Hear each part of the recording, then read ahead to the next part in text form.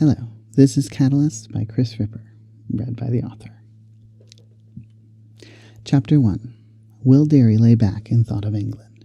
Specifically, England, the fictional dominatrix he'd invented for moments like this one. But at least Susan liked to be on top. Even Mistress England couldn't get him off when his girlfriend was waiting for him to, pound her into the sheets or something. This has to stop. Susan, moaning, touched her clit. God, Will, you feel so good. Wrong script, hell. He wanted her to pull his hand to her, force his fingers into the right rhythm, the right movement. He wanted her to say, do it right or I'll slip a cock ring over your dick and ride you until you pass out. Fuck, yes. Susan bounced a little, and Will's imaginary dominatrix ramped up her threats. I'm coming, Will, I'm coming. He had to come right now. If he didn't, she'd want to relax. God, maybe tell him how hot he was, how good he was in bed, and that would fuck everything up. Will ran the story reel through his brain, imagining his hands bound to the bed frame, his real hands clamped down on it, imagining the intense, leather-garbed Mistress England pinching his nipples between talon-like fingernails, or maybe scratching down his chest. Yeah, that was good. He shut his eyes to fix the images more clearly and finally tipped over the edge of orgasm, the physical rush far outpaced by a chorus of thank God, thank God, thank God. Whoa, Tiger, Susan said and settled beside him. I get first shower. Are you spending the night? I should let Alicia know if you are, so she doesn't, freak out. Nah, I'll go home. You sure?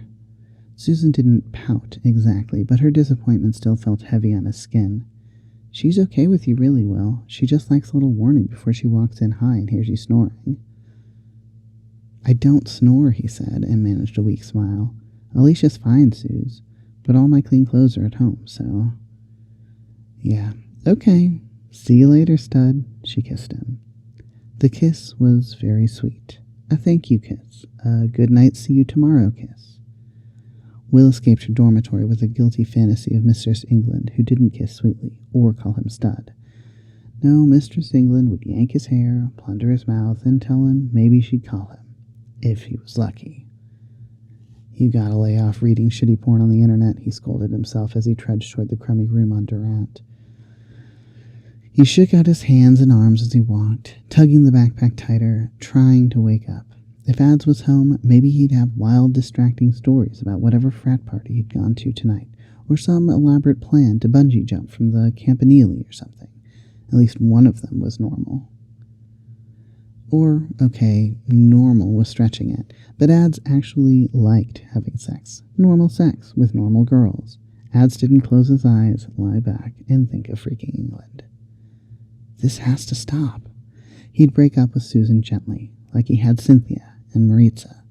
Eventually, he couldn't pretend anymore, and then they just ended up hurt anyway, and it wasn't their fault. He was all screwed up in the head. Better to do it right now, before she started saying things like, hey, I got you an extra toothbrush, just in case, you know?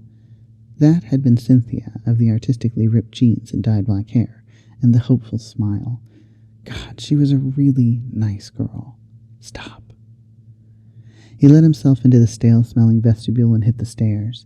Adam might be home, and if not, Will would just take a shower and go to bed. It was late, he was tired, and he had class in the morning.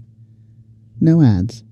Just a dingy room with stinky sweat socks hanging from the ceiling fan.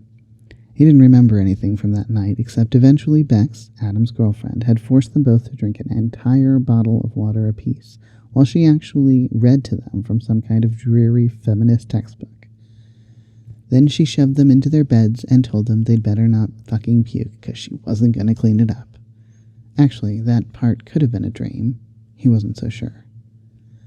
Will grabbed his shower junk and headed down the hall, starting to rehearse his breakup speech. I'm Kris Ripper. If you want to support my work, please find my Patreon at patreon.com/Kris Ripper.